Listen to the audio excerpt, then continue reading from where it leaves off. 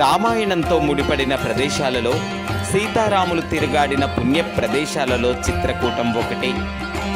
సీతారాములు తమ వనవాస కాలంలో ఎక్కువగా విడిది చేసిన ప్రదేశం ఇదేనని అంటారు.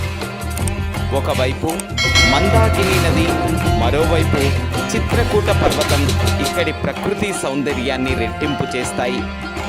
సీతారాములు తాము పడిన కష్టాలన్నింటినీ మరిచిపోయి ఇక్కడ ఎంతో సంతోషంగా ఉండేవారని పురాణాలు చెబుతున్నాయి.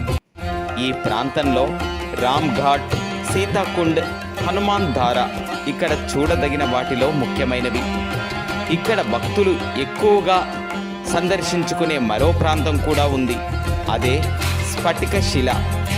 మందాకిని నది సమీపంలో ఈ స్ఫటిక కనిపిస్తుంది. సీతారాములకు ఈ ప్రదేశం అంటే చాలా ఇష్టమట. సీతారామ లక్ష్మణులు అనునిత్యం ఈ ప్రదేశానికి వచ్చి స్ఫటిక శిలపై కూర్చునేవారట. ఇక్కడి నుంచి చిత్రకూటమిలోని ప్రకృతి సౌందర్యం అద్భుతంగా కనిపిస్తుందని భక్తులు చెబుతూ ఉంటారు. ఈ ప్రకృతి సౌందర్యాన్ని తిలకిస్తూ సీతారాములు మురిసిపోయేవారట. సీతారామ లక్ష్మణులు సంచరించిన ఈ ప్రాంతంలో వాళ్ల పాదముద్రలు కూడా ఇప్పటికీ అక్కడ కనిపిస్తూ ఉంటాయి. అనిర్వచనీయమైన ఆధ్యాత్మిక భావాలను వెదజల్లుతూ ఉంటాయి.